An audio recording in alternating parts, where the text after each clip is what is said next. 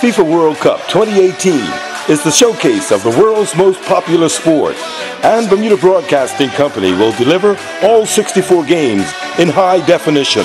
This is a great opportunity to present your ad during the most prestigious sporting event.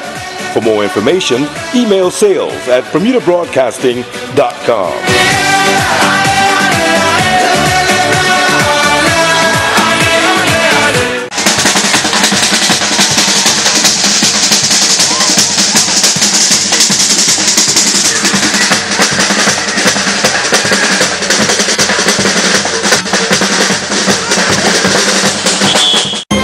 Live from Bermuda Broadcasting, this is ZBM TV9 News. Good evening, everyone. It's Monday, October the 16th. I'm Tarai Trott, sitting in for Diane Brewer, and thanks for joining us tonight. The governor agrees with us, and you must return to your position as assistant director within the Ministry of Education. That's the word this evening from Freddy Evans, the embattled commissioner of education from the Public Services Commission. Gary Moreno has our story. According to this latest correspondence from the Public Service Commission to Dr. Evans, he was to report to work as an assistant director no later than today, and failure to do so would mean that he did not wish to take up the post. Well, checks with the Ministry of Education revealed Dr. Evans did not turn up for duty as requested by the PSC, which now states Governor John Rankin has agreed with its recommendation and adds, quote, "To ensure there is no further misunderstanding, the Commission would like to inform you that the Governor has terminated your appointment as Commissioner of Education with immediate effect, and also that you go back to being an Assistant Director," unquote. But what of that letter dated September 5th and sent to Dr. Evans by the PSC, advising that while he had not been dismissed in the post of Commissioner of Education, neither had he been confirmed? Well, the Commission says it issued that letter while it sought advice regarding letters it received from Dr. Evans' attorney Mark Deal. That September 5th letter came after a September 2nd letter, which, based on the advice of the Attorney General's chambers, contained an administrative error. The PSC, now apologizing for the confusion caused, the September 2nd letter clearly implied the recommendation was to terminate Dr. Evans' appointment.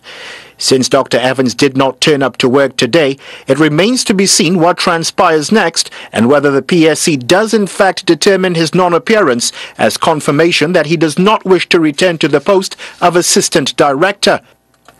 Meanwhile, Dr. Evans' attorney Mark Deal argues the governor had and has no basis at all to terminate his client. This, he says, is due to the reasons provided for his termination were erroneous and came from the permanent secretary in the Ministry of Education, someone who Mr. Deal maintains had no authority to review Dr. Evans' performance, a review he describes as questionable. And while the PSC says its September 2nd letter did not expressly state Dr. Evans' appointment was terminated, it did clearly imply that the recommendation was to terminate that appointment. Another point of contention has been the fact that Dr. Evans was advised of the PSC's recommendation after his probation ended on September 30th. Richard Horseman, who represents the PSC, suggests the PSC advised Dr. Evans on the first working day following the end of his probationary period, which was Monday the 2nd of September. Further, that should Dr. Evans decide to take legal action against the PSC, he should be aware that the court will not reinstate him as Commissioner of Education. And while he could seek damages, if he fails to accept the Assistant Director position, he would have failed to lessen his losses, and as such, his claim would be reduced. Gary Moreno, reporting for the Bermuda Broadcasting News. Walton Brown Jr., the minister responsible for immigration, tonight under increasing pressure to ditch plans to amend human rights laws so that they do not take precedence over immigration legislation. So far, opposition leader Patricia Gordon Pampling, Senator Nick Kemp, MP Trevor Moniz, and Senator Andrew Symonds have called for government to have a rethink. Opposition leader Patricia Gordon Pampling telling us tonight, while she understands what the minister is trying to achieve and wishes to fully support him, the opposition, she says, has a duty to speak out when it feels government is not doing things properly. What appears to us is that he's basically using a broad brush approach without targeting the areas that might be needed to be targeted, and by just effectively taking a broad brush approach to undermine the Human Rights Act. Mrs. Gordon Pampling believes the way in which the government is going about changing the Human Rights Act to ensure immigration legislation is preeminent may ultimately prove to be counterintuitive. As for her thoughts on government's true motivation. Well, you know, it's interesting because, Minister Brown has been adamant from day one of his involvement in politics, and perhaps even before that, he's very mindful about Bermuda for Bermudians. And I certainly understand what he's intending to do. However, he spoke about doing this on a bipartisan basis.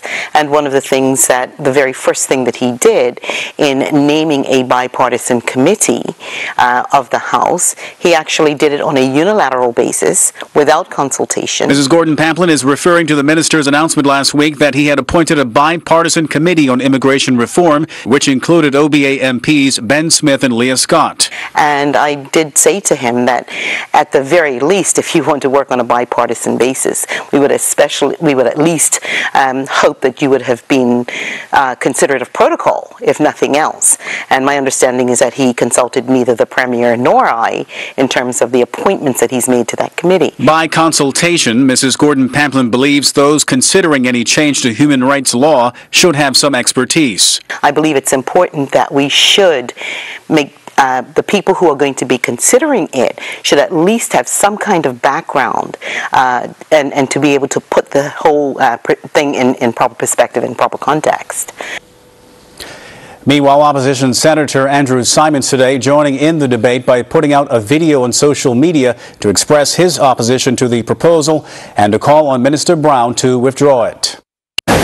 Minister Walton Brown has tabled an immigration bill in the House of Assembly. That bill removes all Human Rights Act protections from the immigration process.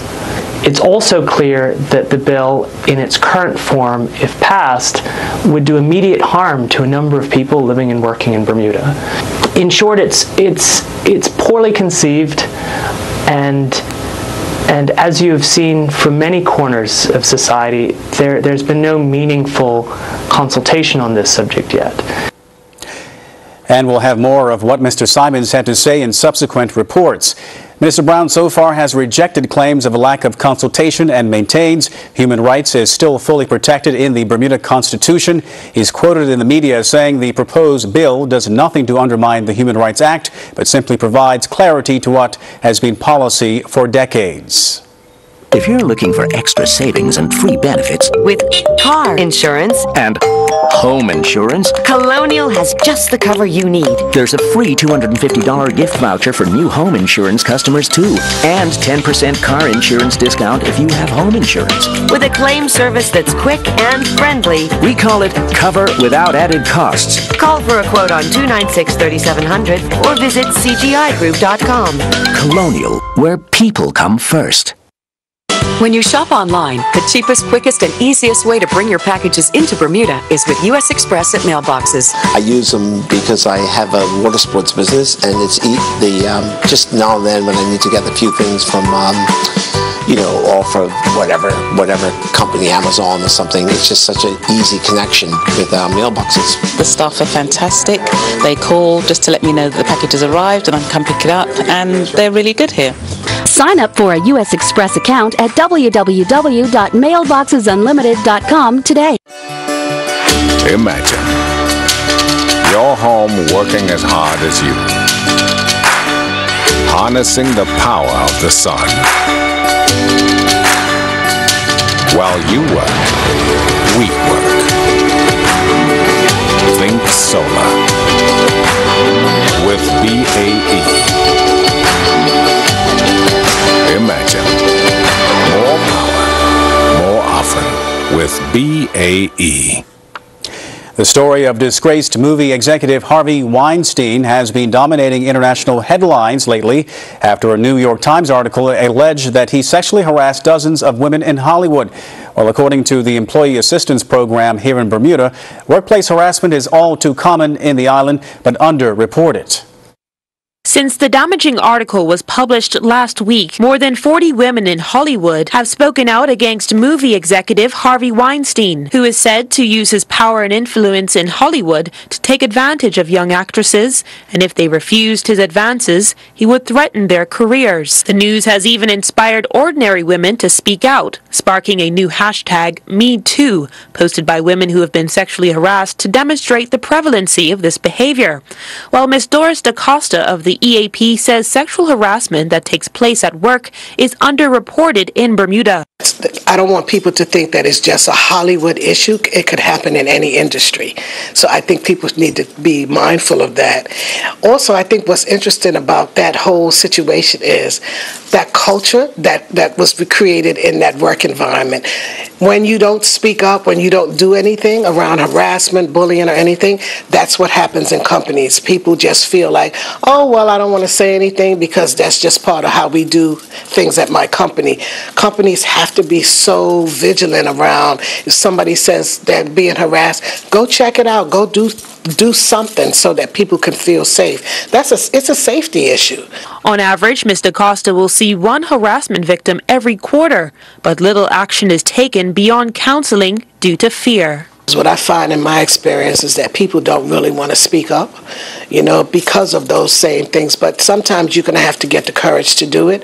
Sometimes people leave because they don't want to speak up or they can't speak up. Or remember, when somebody's in those types of situations, they have really learned that I have no power here. The good news is, according to Ms. DaCosta, many Bermuda companies do have policies in place to protect their employees. However, the issue is that traumatized individuals may still be hesitant to report it. A lot of companies do have policies, which is a good thing. And like I said, we do have some resources out there. At the end of the day, they might go to a lawyer. I don't know what they want to do, but we do have some resources available. They can even come to the EAP to talk, and we do get people that come in to talk about what they've gone through. We try to help people deal with the stress that goes along with that, how the trauma that can result from it. Because when people don't get help, other things can happen. I know of a case where somebody committed suicide. I mean, you really people have to really understand this is a serious safety and health concern. Victims of workplace abuse trauma may appear to have increased stress, insomnia, not eating, absenteeism, and/or presenteeism, including other symptoms. Ms. DaCosta says while one has to muster up much courage to speak up about such offenses, companies should also be held to account. Many companies have policies, but they have to act on it. They have to make sure that when people come forward, that they act on it, that they do something. Don't create the culture that we're seeing that happened in this guy Weinstein's company. I mean, this is a culture of abuse and sexual harassment in his company. Let's try and avoid that. For more information and access to support, the Employee Assistance Program can be reached at 292-9000. Jasmine Patterson reporting for Bermuda Broadcasting News. Well, the charity group Pride Bermuda today launched its bid to battle drug abuse and the effect it can have on children. During the launch of its Red Ribbon Week campaign, the charity had the backing of an important politician to drive home the message. Mike Sharp has our story. The vice chairman of Pride Bermuda, Colin Anderson, explains their goal in persuading youngsters to turn away from drugs and antisocial behavior. Red Ribbon Week is an opportunity for communities island-wide to unify and take a stand against drug and drug abuse. The Red Ribbon events will bring awareness to the community of the ill effects of drug abuse on our island and what can be done about them individually and as a community. If you are familiar with social media, please feel free to go online and hashtag Be the Solution, and you can ask questions about how we can be the solution and how we can be intentional in our commitment to preventing the use and abuse of substance abuse among our youth. The Minister of Social Development and Sports, Zane De Silva, emphasized the need for us to protect our children after recent studies. I am pleased to be here today to launch Pride Bermuda Red Ribbon Week, which serves to further highlight the detriment that drug abuse and unhealthy behavior can cause to our society. Young people are our most valuable resource, and as a community, we must protect them. Investment in the early development of our children who are affected by the breakdown of the family structure as a result of substance abuse is of urgent social importance to this community. The Burden 2016 report has revealed that of those students in M2 to S4 that were surveyed, 71% reported use of at least one drug in their lifetime. In addition, the fact that 13% of the students have been in a car driven by someone who has been drinking alcohol is a clear indication that our children need protection. Studies show that evidence-based programs and services, such as those provided by Pride Bermuda, can have positive effects on the likelihood of a young person's choice to avoid turning to drugs or antisocial behavior. That's why the work that Pride Bermuda does year in and year out is so critical for our young people. We have to reach and teach our children at a young age so that they are not pressured or influenced into engaging in drug and alcohol abuse. The Shadow Minister of Social Development and Sport, Ben Smith, was also in attendance. I'd like to say that I'm very happy to be part of this initiative, that Pride is continuing to work over these years to make sure that our youth have an opportunity to stay away from drugs and from the ills that can affect all of our society. I believe that it's important as individuals and as a community that we work hard together to try to make sure that we do things as a group, making sure that we are showing the example to the youth. So that's with the parents, that's with instructors, coaches, teachers. Everybody needs to pull together to show that as a community, we believe that this initiative is important. If we show it as a community, the youth will believe it, and then our future will be brighter with it. And I'm Mike Sharp with Bermuda Broadcasting News. Well, get your umbrellas ready as showers are expected tomorrow thanks to a column of moisture linked to a tropical wave that is stretching alongside the island. Let's get the details now in tonight's AccuWeather forecast. AccuWeather is presented by BF&M Insurance Group. We now go to AccuWeather headquarters. We are tracking a very wet forecast here for the next 3 or 4 days. You know, looking at the numbers, we do need the rain in Bermuda, but it's going to be at the expense of our outdoor plans over the next few days. Here's the big, broad picture across the western Atlantic. This is a water vapor loop, so the yellow is dry air, but I want to point out two things. Here we are on the map, which we are well aware, Bermuda's location, as we can see that clearly labeled. But to the south, there's a lot of moisture, and this is a weak, disorganized disturbance that probably will not become a named storm, but it will bring us a gusty breeze and a lot of moisture. This is going to pull north, and there's also a strong cold front exiting the east coast of the U.S. That's some of this cloud cover that you can see and extra moisture behind it. This is going to scoop up this tropical disturbance to our south, and they will basically interact with one another over our heads as we step into the early and middle part of the week. So tonight into Tuesday and Wednesday, you can already see the moisture kind of converging and some of those colder cloud tops sliding north. So we're beginning to get in on some of these showers. Now here's the satellite estimate of rainfall, and the trend here is obviously increasing with showers becoming more and more widespread across the area. It's very humid out there. Humidity right now 80 to 85% across the island. Wind is active from the southeast. That'll become more active into Tuesday. Water temp is unchanged. It was 81 on Friday. It's 81 now. On the inside of the reef waves are 1 to 3 feet, but on the outside they've begun to grow a bit. 6 to 9 footers are rolling. And again, we're a little cooler, but very humid out there. So it will be a very muggy night with showers. Some of the showers late tonight will become heavier. We'll drop to 75 degrees. And on Tuesday, it'll be a windy day. And we'll still keep an eye on this tropical disturbance that's approaching from the south. Whether it's classified as a depression or a weak tropical storm or not, it probably won't be a tropical storm. It's going to be a breezy and wet day. Thunderstorms in the morning, more thunderstorms in the afternoon. 81 is about all we can do. For the tide chart here, we had high tide early in the morning, midday, low tide. Very soon, we have a high tide coming up at 7:06 this evening, and then next low tide after that will be at 1:18. Late tonight, tomorrow. A challenging day for the boaters and the fishing crowd as well. We've had some nice changes. New York and Boston, much cooler out there with Mr. Sunshine returning for Tuesday. Miami is struggling, though, because that front is fading and it's not going to push through Miami. This time of the year, it's still just locked into the humid weather pattern there. London, it was a breezy time. They had some serious wind into Ireland in the evening hours. Now they're a little ahead of us time-wise, but in the past few hours. Meanwhile, we're watching this tropical wave to the southwest, but there are no tropical storms or hurricanes in the forecast, and there are none active in the Atlantic right now, as Ophelia is no longer a tropical system. Very wet through Thursday, and just a little reminder, you can listen for more news and weather on Ocean 89, Power 95, and Inspire 105. AccuWeather was presented by BF&M Insurance Group.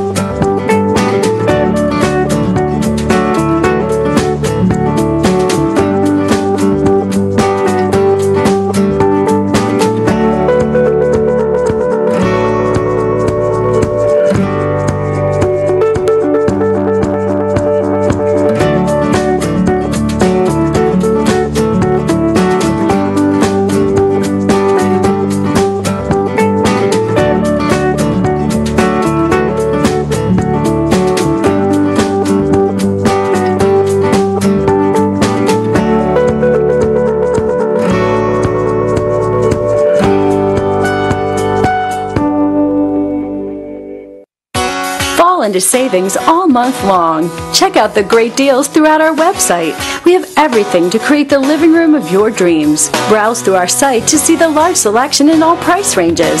Entertain guests with the perfect dining set. We have something for all tastes and styles. Imagine falling asleep in your new bedroom. We have just what you're looking for. Don't wait. Call or stop in today and fall into savings all month long. Visit Bermuda's #1 furniture store today. Big Savings Zone, Southside St. David's. Looking for a challenge, new adventures, forge lifelong friendships, and earn an extra $5,000 to $6,000 a year? Good stuff. Be a part of a proud and honorable legacy of service. The Royal Bermuda Regiment is seeking volunteers. Let's go, guys! Call us at 238-1045 or visit bermudaregiment.bm. The Royal Bermuda Regiment, your regiment. Island Soul, where fashion meets comfort. Island Soul provides fashionable footwear hand-selected by our podiatrist that offers premium comfort. Located at 60 Victoria Street, Hamilton, Island Soul contains a friendly trained staff prepared to assist you with our vast selection of footwear, both male and female, with all sizes and widths available. Compression and travel socks, amongst other accessories, are also available in addition to a shoe modification and repair service, making Island Soul a one-stop shop for all your footwear needs. Officials at the Bermuda hospitals aboard the BHB say tonight traffic on the grounds of the hospital will be rerouted this Wednesday. The move will allow the installation of a new well pump by the Engineering Services Department. Starting at midnight on Tuesday, the 17th of October, there will be no through traffic from the Berry Hill Road entrance to the General Wing main entrance and Point Finger Road. Vehicular traffic will be able to access the General Wing main entrance for drop-off and pickup via the Point Finger Road entrance. These vehicles will be rerouted or routed back to Point Finger Road to exit. Pedestrian traffic will not be impacted by the work, but bike parking will be reduced as several bays will be marked off. The work is slated to start at 7 in the morning and be completed by 1 p.m. The hospital's board apologizing to the public for any inconvenience this rerouting may cause. And last check today, that 30-year-old male motorcyclist from Pembroke hurt in a crash with a car early Saturday morning remained in the hospital's intensive care unit listed in stable condition. That incident took place at 12:10 in the morning at the junction of Elliott Street and Union Street in Hamilton. Elsewhere, the drivers of two cars that crashed into each other Saturday afternoon in Hamilton have been discharged from the hospital. That incident took place on Church and Court Streets. Both vehicles were damaged. Any witnesses should dial the main police number on 295-0011. Now let's join Earl Bazin with a look at the weekend that was in sports.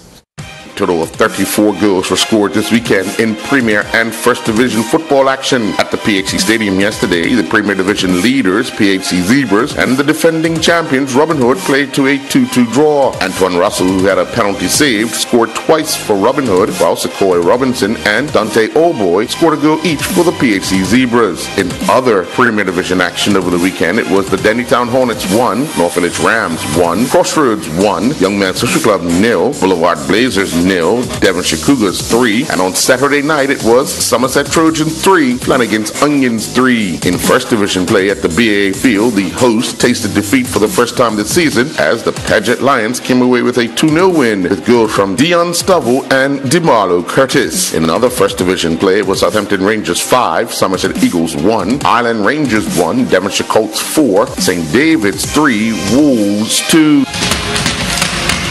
The Bermuda ITF Junior Open Tennis Tournament got underway this weekend at the W.E.R. Joe Tennis Stadium with action in the under-12 boys and girls division. In the under-12 girls age group round robin, Aries Gilbert Symonds won both her matches, defeating Kumani Jackson 4-love. She also defeated Jaya Gibbons 4-love, 4-1. Kaylin Richardson needed a tiebreaker to defeat Antonio Warner 2-4, 4-2, 10-4 in the under-12 boys age group round robin play. Mackay Ritter defeated Andrew Phillips in straight sets 4-love, 4-2. The 2017 Crime Stoppers 5K road race saw Sean Trott and Jennifer Allen on the male and female champions. Trott, who is making a return to the running scene, was able to cross the line first, stopping the clock in a time of 17:34. Winter Olympic hopeful Tucker Murphy was second in 17:41, and Robert Edwards crossed the line third in a time of 17:49. Allen was 7th overall, clocking 19:43. Earl Lindsay was the second female finisher and 10th overall, clocking 19:55, and finishing 18th overall was the third female finisher, Teresa Humphreys, who recorded a time of 21:35. Bermuda Amateur Swimming Association 2017-18 season continued at the Bassa Pool with the Sharks Sprint Meet on Saturday. One record was broken during the meet, and it came in the 13-14 boys 200-meter medley relay as Sharks Swimming Club swimmers Brian Desmond, Keegan Woolley, Sam Williamson, and Leo Forster clocked a winning time of 2:09.04. In the men's 15 and over 50-meter freestyle, Nicholas Patterson finished first with a time of 26:66. Zebley Wakely was second in 27:23, and Lewis Sweeney finished third, stopping the clock in a time of 30:44. In the 11-12 girls 200-meter backstroke, it saw Jaden Judge touch the wall first in a time of 2:56.31. Emily Argent was second in 3:09.77, and Bella Howells finished third in 3:17.11. The 2017-18 Bermuda Harness Pony Racing season officially got underway at the National Equestrian Center on Vesey Street on Saturday evening. Christian Truin in the bike of It's All About Me won the 104 and 4 and faster time bar class, stopping a time of 107 and 2. Andy Stoneham and Costa the Dragon was second in 108 flat. Colin Mello in the bike of Pocket the Girl finished third in 109 and 2. In the 106 and 1 to 107 and 1 time bar class, it saw Inward's Generation with Casey Truin in the bike take the line on us, clocking 109 and 4. A touch of red with Ryan Manders finished second in 110 and 2, and with a time of 113 flat saw Park Ranger with Edward Rope in the bike finishing in third.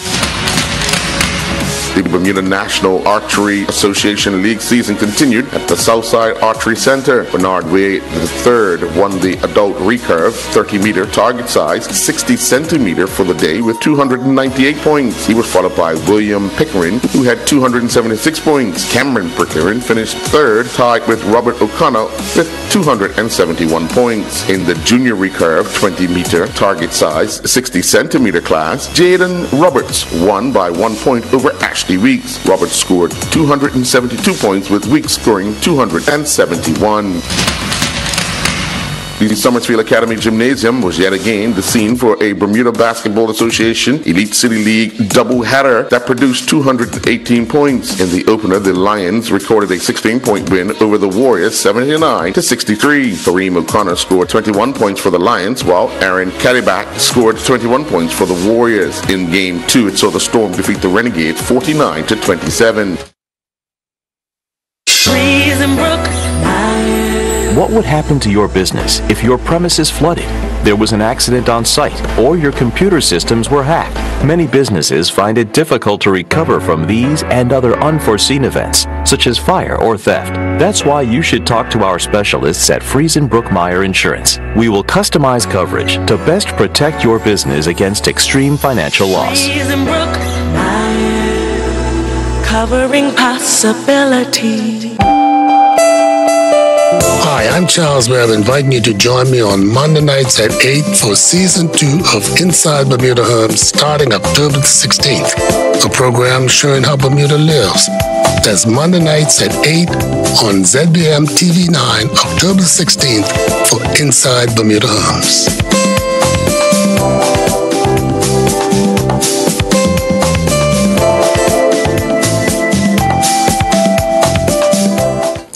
And that's our broadcast on a Monday night. I'm Tarai Trott sitting in for Diane Brewer. Thanks for watching. Good night.